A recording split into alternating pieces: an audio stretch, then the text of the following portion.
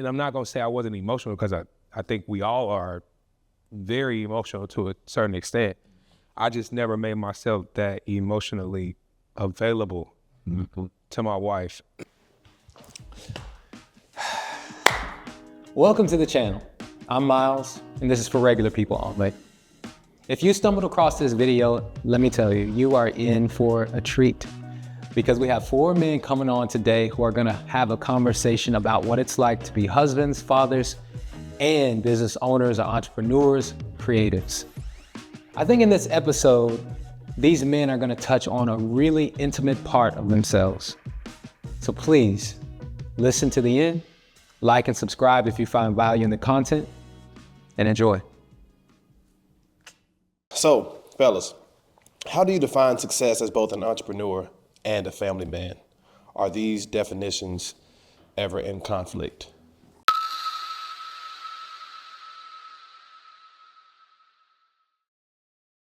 You know, a lot of people talk about being balanced, you know, with family and business and all these other things. I always like to look at it as more of a rhythm. So when it comes to, first I'll say this, I try to measure my success with how much time I spent with my wife, how much time I spent with my kid, how much time I spent in my business, and, you know, what are the results of that, right? So I know if I spend a lot of time in my business, I'll bring a lot of results, right? But a lot of times if I spend too much time focusing on the business aspect, somebody's gonna be missing out, right? And so having that open line of communication, especially with my wife, is like, hey, I know in certain seasons, you know, I may be super focused on the business. Let's communicate that up front, right? So we can, you know, look at how our relationship is gonna be in this next season, right? Hey, we may not be doing as many date nights. We may not be doing as many X, Y, and Z's, but that open line of communication up front, you know, breeds a level of consistency as well. And I think for me, it was like, if I get this many sales, if I work with this vendor at this price, you know, that I'm up, you know. But like the longer I kept doing it, so I've only been doing this for a couple years, and the longer I've been doing it, like, it's never enough. Like, it's never enough. You're not gonna have it. It's always gonna be, okay, I need more. So it's like getting to a point where you don't even measure success like that. It's like, for me, I think Nike got the best slogan, like, just do it. Yeah. So for me, it was just like, man, I did something. Like, I did it. I ain't sitting at home, I'm not doing nothing. I'm kind of doing what I wanted to do from the jump. Like, it might not be what I wanted to be in the long term, but I did something. The biggest thing for me here lately, especially too, has been peace. Like, I'm measuring success by how much peace I have. Like, and peace, honestly, for me too, I'm somebody who gets bored easily. I'm somebody because I love having a bunch of irons in the fire. I love just being busy, just for the sake of being busy, just so I can say, like, oh, I'm doing X, Y, Z. You know, I'm working with these clients. I got these jobs. I got this side hustle. But at the same time, with so much chaos going on, it's hard to focus on, you know, your kids. It's hard to focus on my wife. It's hard to focus on nurturing family and different things like that. So now that life has become quote unquote boring, where I'm just a married man, you know, with a child, I have one job, I have an occasional side hustle, and I have occasional people that want to work with me with clients and stuff like that. That's peaceful. But so it's like, but that's successful to me at the same time, because that's what works. That's my dynamic. That's what keeps me grounded. That's what keeps me rooted and focused on nurturing and making sure that home is okay. So I think that's the currency right now for me, is peace. And while sometimes, you know, I sit at home and I'm like, dang, I'm bored. I could be out here, you know, chasing the bag, getting, you know, getting a lot more money. I'm like, is that worth, you know, not being present in the home and not having that stability that we talked about earlier?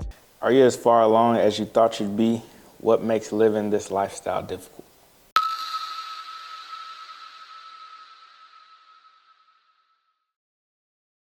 It's funny, you know, when you're younger, you always think like, man, when I get going, I'm gonna be a millionaire. I'm gonna be this, that, da, da, da. Like me and my friend, we had this fantasy that we both can play for the Spurs. I don't know why I was the Spurs. I was not a Spurs fan, but we gonna play for the Spurs. We're gonna be in the NBA. But no, looking back, looking where I am, I think in some aspects I'm not as far along as I thought I would be, but I am farther along in places that I didn't even consider that would even be a thing. Like, I mean, just like having a set of twins and, you know what I'm saying, being a father, having 3 kids at 31, I didn't really see that coming. Yeah. You know what I'm saying? Having to kind of deal with that. So even just like when it comes to having a family, like I feel like I'm thriving in that area because I think a lot of times I made the mistake of being shallow. And I know you're young, you just kind of are naive and stuff like that. But actually what getting ahead really means and making progress is. Yeah. And, you know, I didn't really learn what that really meant until basically now. But no, I feel like I have succeeded in some areas, but some areas I do feel like I am kind of behind. I don't think it's natural to just have those moments where it's just like, okay, I dropped the ball here, you know, and I can kind of make that correction and, you know, move forward in the right step that way. And what was that second part of the question? What makes living this lifestyle difficult? What makes it difficult is really just time management. I'm realizing that if I feel that my time management is off, then I'm either doing too much or I'm not allocating my time responsibly on the right way. And so, but it goes back into kind of what you were saying, understanding, trying to allocate, okay, where should I spend most of my time? Like, what time do I actually need to get up? Like, when I come home, what should I really be doing? You know, like, how much Netflix is too much? You know, and so it's just, I think the time management aspect is difficult because, of course, with kids, we know, you can have a plan for something and you just come home and then everybody's naked. All the kids ain't got no clothes on. Somebody's sick. You know what I mean? Something's broke. You know what I mean? It's a hole in the wall. And it's just like, okay, where are your clothes? How did this get broken? What's wrong with you? Why are you bleeding? And now, sometimes the wife is overstimulated. And so you have to kind of do that. And after all of this, it's midnight. And it's just like, dang, I thought I was going to get something done today. So just time management, man. Time management, I would say. Yeah. To answer the question plainly, no, I don't feel like I'm where I thought I was going to be. But to your point, I am far further along than in areas where I never thought I'd be. One area is my faith. Yes. That journey alone has just been, a roller coaster. I remember before I left Mobile, I played basketball with this guy who opened up a church every Tuesday and Thursday at 6:00. Older guy, he's probably about 60 years old, and he'd get up every Tuesday and Thursday, 6:00, make sure the gym was open. And before I left, he was like, "Hey man, I want to take you out to lunch. Just chop it up with you so before you leave." So it was me and my wife, him and his wife, and I'll never forget his wife, because we moved down here on like a faith move. So if y'all know, the church that we go to, One City, brand new church, we moved with our pastor, right? A few months after our pastor, he moved out before us. But I'll never forget this guy's wife. He was like, she was like, walking in faith is like riding on the back of a train. Walking in your faith and a journey with God is like hanging on the back of a train. It's gonna be some good times, it's gonna be some rocky times, it's gonna be some stuff in the way, it's gonna be whatever, but that force of that train is always, gonna be God. And so when we finally stepped out into faith here, God started moving in a bunch of different ways for us. So I would say this has been like a fast track for my faith, right? I think financially, if I compare it to my parents, I'm way farther along, right? In my family, I feel like I didn't expect me to have this type of family at this age. But the way that my family is, the way that my dynamic is in my family is amazing. And so our mission in our business is to impact, inspire, and increase the lives of families and faith-filled family and finances, right? And so 2 areas where I feel like I'm thriving is in my faith right now. I feel like I'm doing pretty well in that. So I feel like, that's a good area. My family, I feel like we're pretty solid. My fitness, I feel like I'm pretty solid. And if I compare my finances to my family, I feel like I'm pretty solid. But with finances, it's a never-ending game. You always feel like you can get more, make more, do more, right? Makes it like stop this girl. Timing,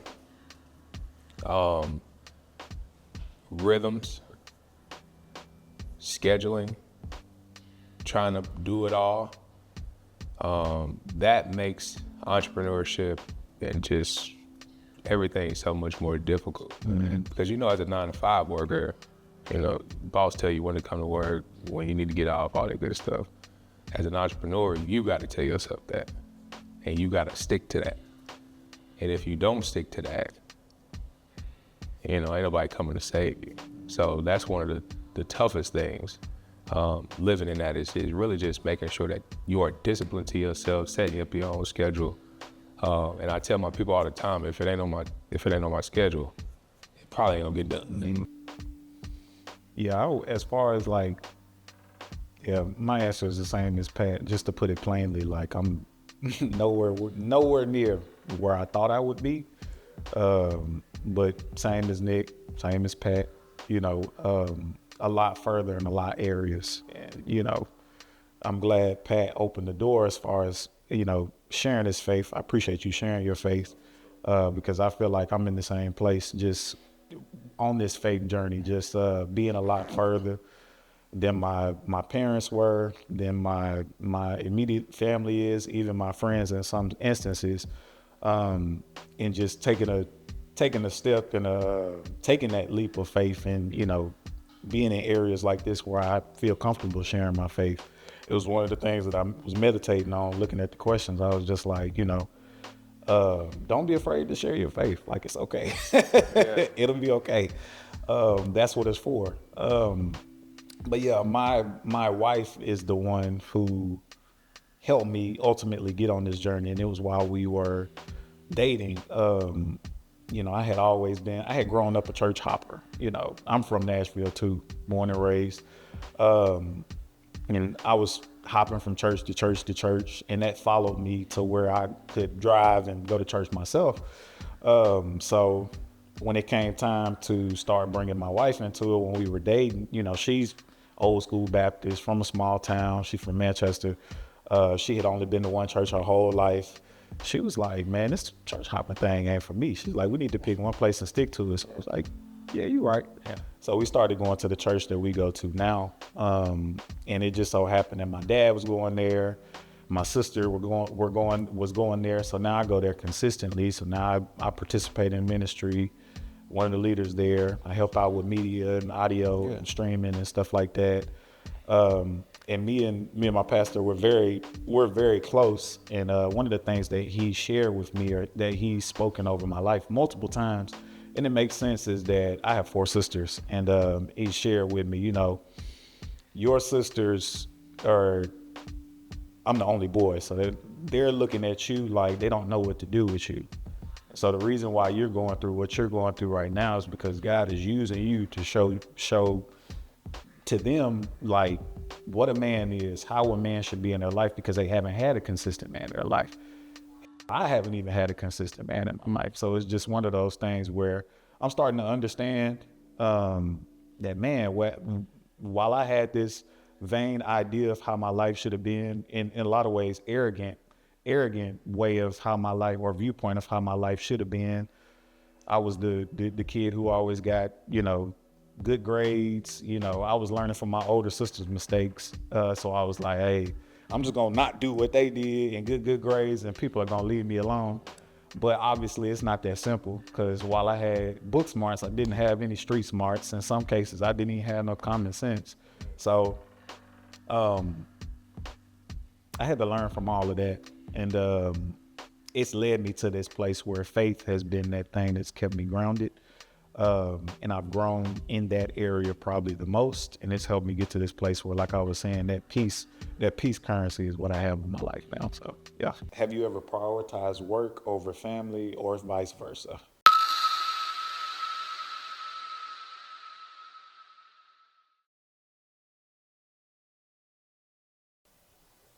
For sure. For sure. I think it go back to what like Pat said, trying to figure out like the balance thing. Like I think we all probably have come to some type of like something within ourselves like, okay, ain't gonna be no perfect balance. It just is what it is. It's going when you do this too much, this is gonna, be the sacrifice. Vice versa. I think it's always gonna be that, but the key thing going back to communication. Like literally just last night, like I got some work to do, some production. So like now for me, is literally being as specific as possible when I come home. It's like, okay, hey babe, look, is, from now to 7 o'clock, okay, like I wanna make sure, cause I don't wanna get into it. And then, I'm on the couch later on. So like being super specific, like, okay, is this enough time? And if it's not, just communicating through that, like, all right, maybe I need 7:30, maybe I need 8. Maybe I need the rest of the night just to get this done. Like, is that cool? Will you allow me to do that, And maybe, tomorrow night be Netflix and chill, we do something else. But yeah, so it's just like being super open about, your time management. Like that's what works for me. And I think somebody mentioned like the whole calendar thing. I think it's you. Man, that calendar changed my life. And it kept me like organized, obviously, in a business, but like even like personal stuff, everything is like on that calendar. And so a lot of times my wife is like, hey, you do this, like, stop, did you put it on the calendar? I don't know what you're talking about. Yeah. But yeah, I think it's, I'll never or will never be able to get a perfect balance of choosing one or the other. It's just kind of going through it and communicating. Yeah. Before I was married, of course, he got nothing but time, so of course it was always, I'm thinking about ways how to elevate, how to innovate, how to level up, how to, staying up late, trying to do better and stuff like that. And when I got married, I realized that I brought some of that mentality into our marriage because I thought that, that's just the way it is, you know what I'm saying? But to me being married, my wife has been just instrumental in just breaking that whole mindset, mainly because what I didn't realize at the time by meeting her is I need time just for her to be who she is to me, you know what I mean? And vice versa.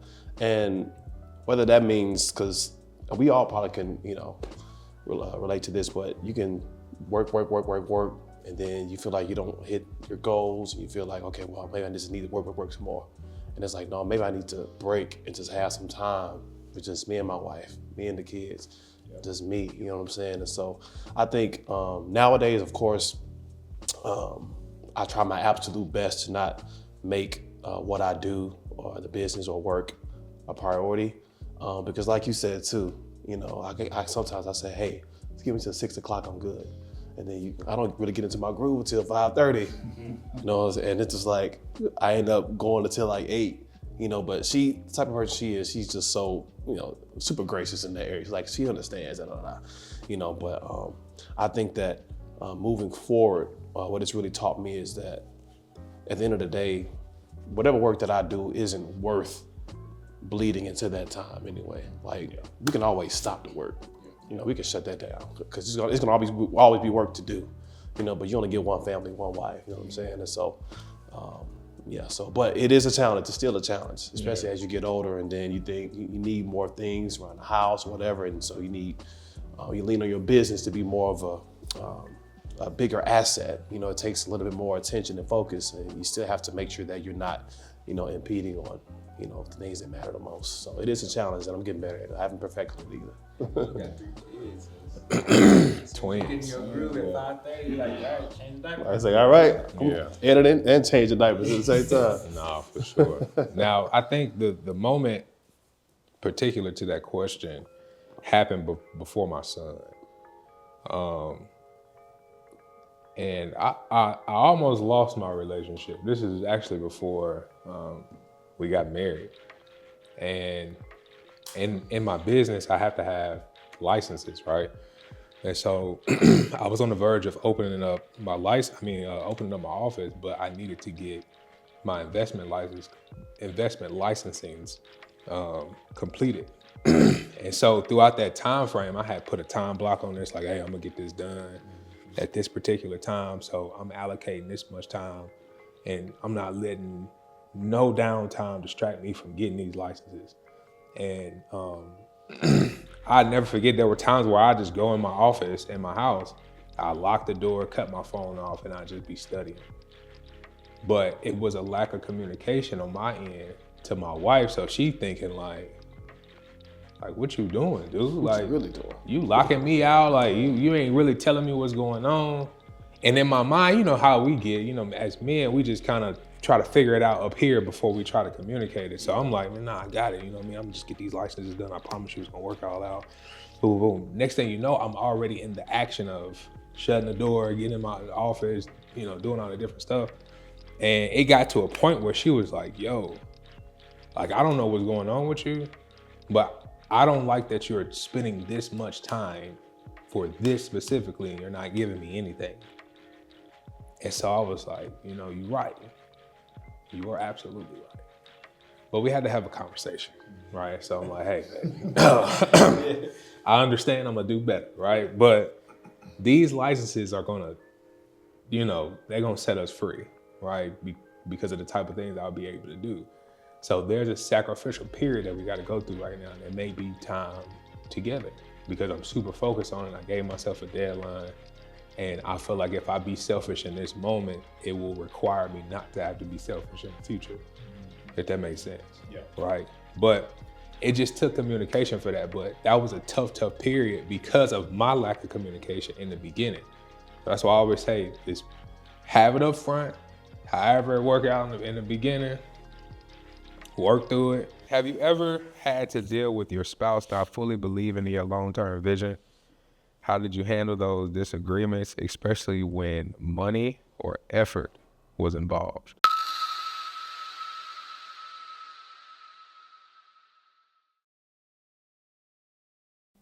I have a specific one on this one, just because me and my wife just talked about this one not too long ago, and it was money related.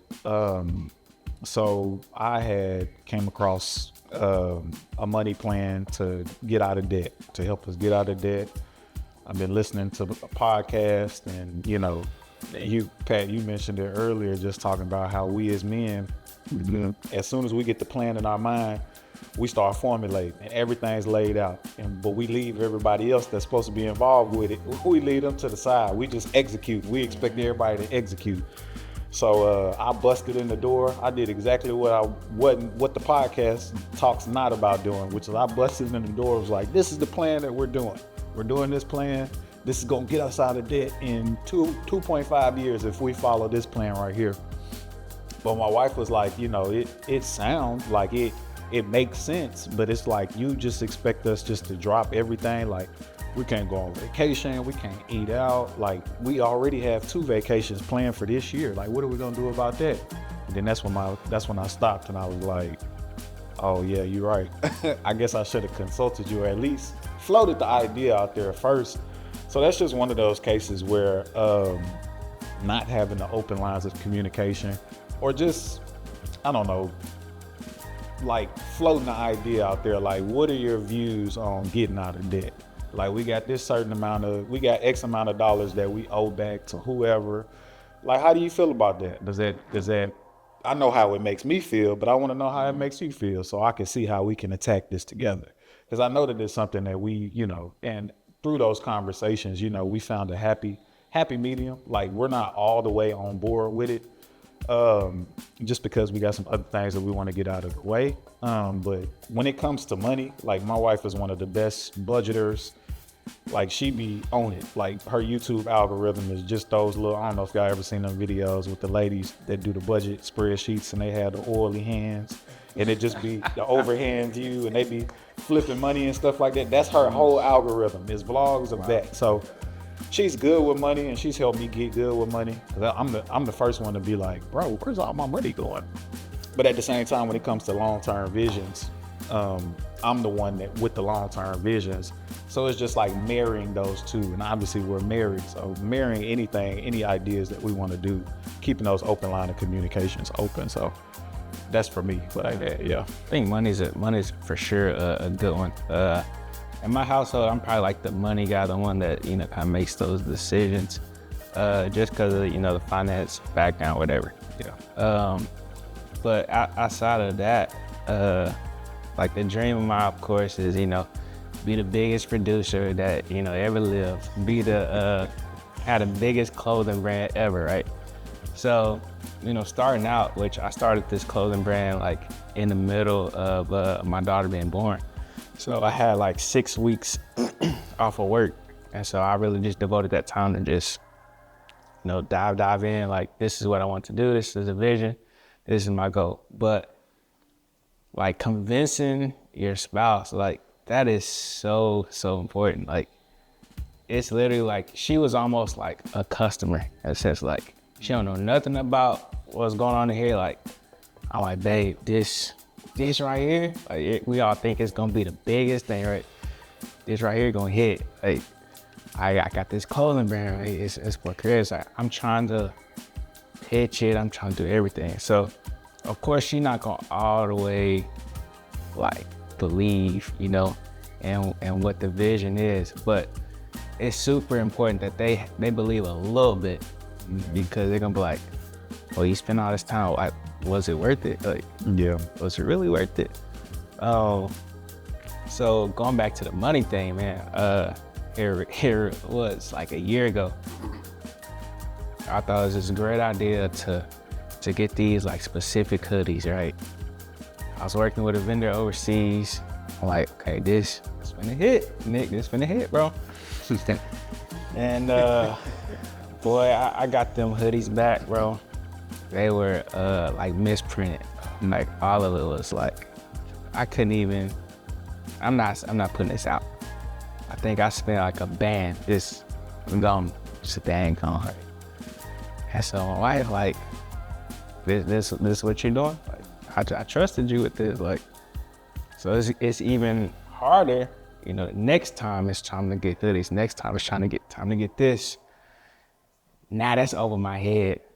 So now it'd be stuff like, well, don't waste my money no more.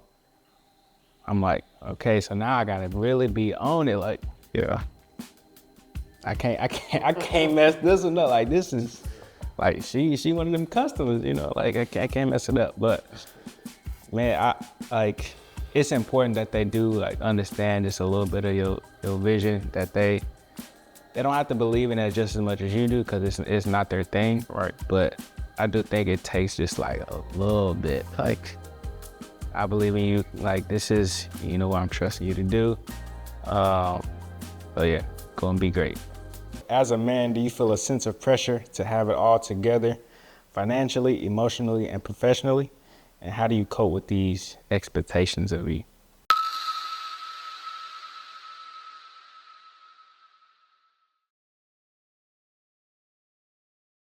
I'm the type of person where I'm a very critical thinker. I think a lot. Sometimes I can overthink things into oblivion, and I have to bring myself back. You know what I'm saying? But I do feel the pressure, but I was in denial about it, about like feeling like I was under pressure. It's like, oh, I'm good, I'm working, she at home right now, but it's, but you see, or you can feel that those moments of pressure when something happens, like let's just say something goes wrong, or, I don't know, somebody late on an invoice, or somebody do something at work, or one of your kids do something. It's just like, you just feel that like rage, and it's just like, you know what I'm saying? Or something that you had business-wise, you thought was gonna line up, and it ended up falling apart. Now it's just like, oh my God. So you just kind of almost like have an internal crash out, basically, because it's just like, Because one thing I've learned about myself is that if I don't speak openly about feeling that weight, feeling that pressure, then I can start turning to things like whether that's like overeating or just like you said, just not working out or just binge watching, doom scrolling, whatever it is. I can just sink into this place is just like, you know what I mean? It's just, now I'm like having negative thoughts about myself. Like I'm like, man, you never get it together. You're always slow. We need to pick it up, bro. Now it's like I'm not even saying good things to myself because now I don't even like myself now. And it's just like, even just admitting that, hey, that pressure is there and it's real, and just realizing that, hey, first thing is okay, right? It's okay to feel that way. And the second thing is, for me, it's like, okay, what can we do to alleviate some of that pressure? And a big thing for me, I'm learning still, is going back, communicating with my wife. Like, hey, listen, because you know, you want to feel like, well, good, I got it. You know what I'm saying? Like, we straight, you know what I'm saying? We don't. I don't have it. I ain't got it.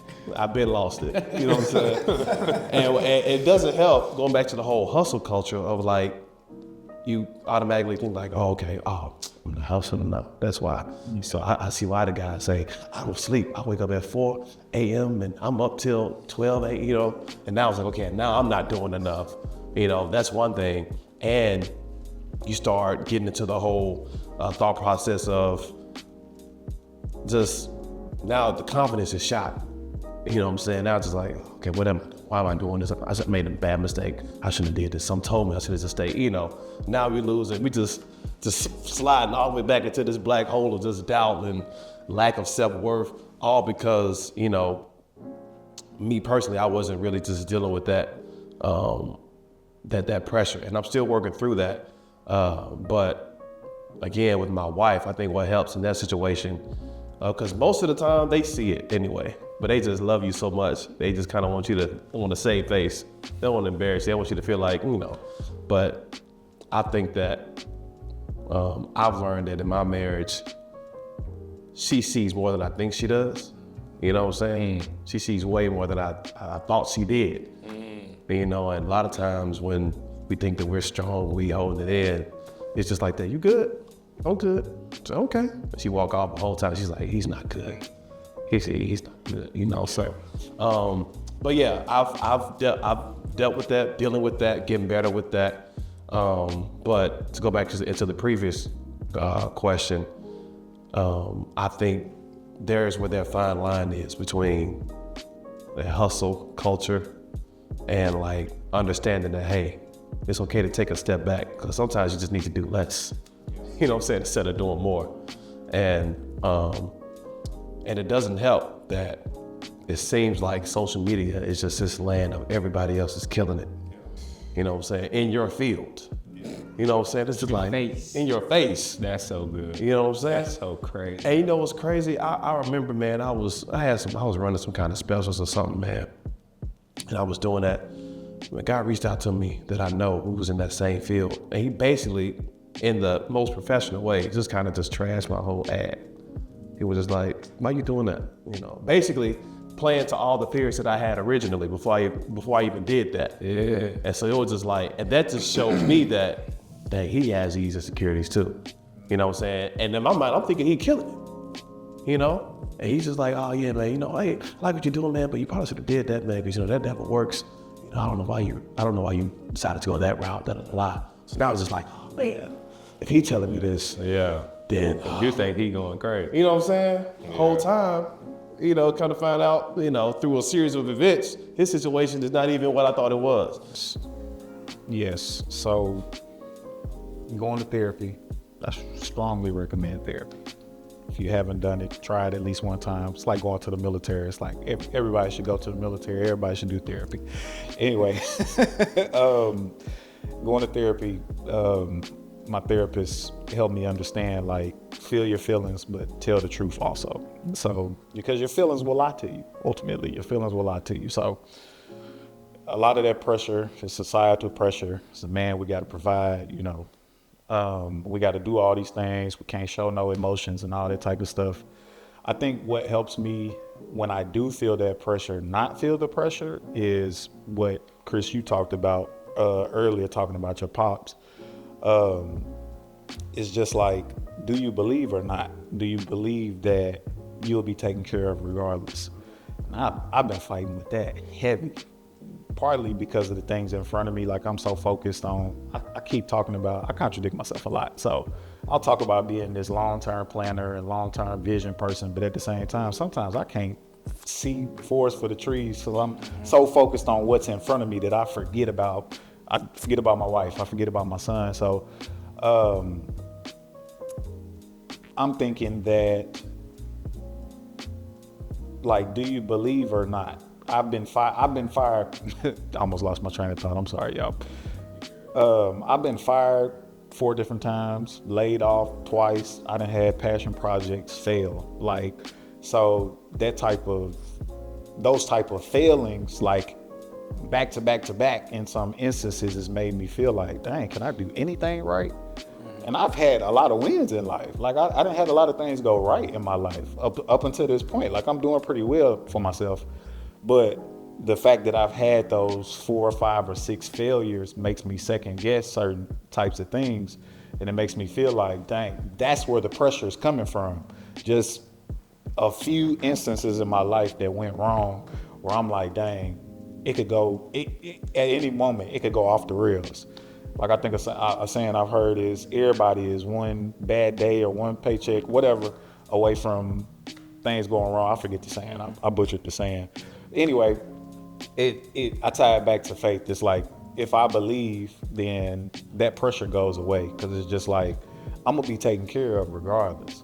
So I think that helps alleviate that pressure to perform, that pressure to be this man, to be this provider, to be this big guy that's got to be the breadwinner. I tell my wife all the time, like, I'm just waiting on you to make this 400K.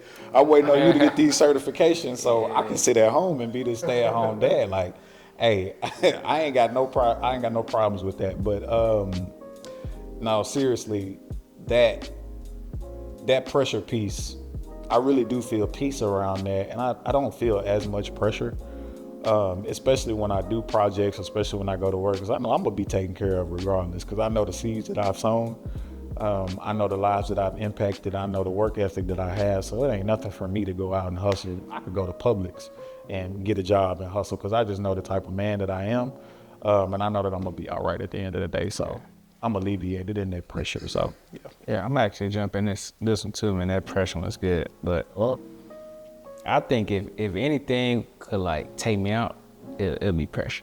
Yeah. Like, and that's just me personally. Like, I don't know where that come from. It's probably in the blood. Like my dad is.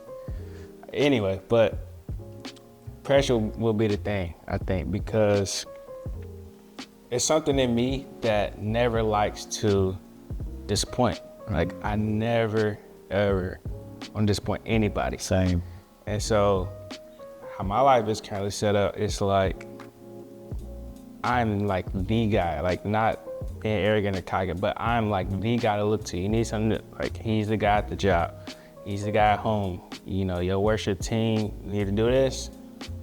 He's the guy, like the pressure to be the guy. And so, it sounds bad to be like, oh, he's a people pleaser, but I think a little bit of that is actually in me. Like, I don't want to disappoint like anybody, and I don't think I've ever gotten to the point where I'm like consistently disappointed, and I think that's like a fear of like, man, like you want to still be the guy, like you want to still get the ball fourth quarter, like pressure's on, bro, like perform. And so I think that's something that I continually like deal with. Like, I always want to be the guy. Yeah. Like, I always want the ball. Like, I want to be Kobe. Like, I want to be him. Yeah. So much so that like it could probably take me out though at the same time. Yep. I think financially, I've always been, you know, a guy who understands money to a certain extent. Prior to, you know, me being in the field that I'm in, I've always been really good with money. I think when stuff starts to dry up, you know, when it ain't looking too high, you know, you get that, obviously, your pressure, like, oh man, we got bills due next month. And as an entrepreneur, you know, it's gonna be months where, like, You make 11,000, and it'll be the next month you make 1,000. Scary You know what I'm hours. saying? But this is what I tell people, especially when they first go into entrepreneurship and they have those good months. You got to live like how you was living before. Because on the months that you was making $11,000, you can't start living like you make $11,000 a month if you ain't been living that way. And that's where those unnecessary pressures come in, because you're not living the way that you're supposed to be living. You feel me? Yeah. If you did it the right way, when you made 11,000, you can really set yourself up for the next 2-3 months. If you just stay living off the $3,000-$4,000 that you've been living off of. Yeah. Does that make sense? Yeah. And then professionally, I think there's a level of pressure that come in my industry anyways. And this is no offense to anybody, but in the financial industry, you know, the average advisor, the average consultant, the older white guy, suit and tie. You probably will rarely see me in a suit and tie. But I have all of the same credentials as that guy, right? What the pressures is like, if I'm talking to my peers, I'm talking to my people, they be like, well, why you look so comfortable and chill? You know what I'm saying? It's like, that's just kind of what you used to. You know what I mean? And I want to make sure that people are comfortable with, you know, expressing these things about money and all this different stuff, and knowing that I can still help them, even though, because I want to look relatable. I want to feel relatable. Now, when I put on the 3-piece suit, watch out. You know what I'm saying? I'm on to something. But I think those are some pressures that I deal with, of course. But I think I've really found a way for me to be able to deal with that, in a sense of, you know, I feel like the people that I market to, the people that are kind of in my audience, are people that look at me and say, nah, he's a relatable guy, knowledgeable guy, he knows what he's doing, and I got the experience and the history to help you, you know, wherever you are. So emotionally was the one. That's a big one right there for me, man. But I'm getting better in that area. But that pressure is one of them. And one more quick point too about like the pressure. I've realized too that I put myself under pressure that's not even shouldn't even be there. Man, hell yeah. For sure. Like, you know what I mean? It's just like I'm trying to hold myself to a standard that God's not even holding me to. You know what I'm saying? It's just like, and it's like, man, I got it. But then you look back and it's just like, why? Like what's like, which goes to a deeper place of like, dang, I'm just trying to. I don't have any confidence. You know what I'm saying? I need validation. Yep. You know what I'm saying? I need to be validated. Yes. You know what I'm saying? I'm lacking. You know what I'm saying? Because it won't end. You know what I'm saying? If you're dealing from that place of like, okay, I gotta get this, I gotta get this, then I gotta get that, and it's just like, you'll get to the point where it's just like hustle culture, right? You just hustling to be hustling. You just hitting goals, just be hitting goals, because you think the next one's gonna fulfill me, make me feel better. And sometimes I've been a victim of self-sabotage, you know, where there be times where you just set goals is just too crazy. And it's just like, you know, let's be realistic. You know what I'm saying? You ain't gonna make $1 million tomorrow, bro. You know what I'm saying? Just chill. Just chill. It's just like, chill. You just set yourself up to just bag on yourself. You know what I'm saying? It's just like, you know, I think that, man, just going back to your part too, just being also emotionally, you said it too, honest and open just with yourself. Yeah, man. Just not lying to yourself. I think you mentioned that too. Just tell them the truth, man, because if anybody, I can lie to myself good. I'm talking about, boy, you know what I'm saying? And, you know, but pressure makes all that happens, man. So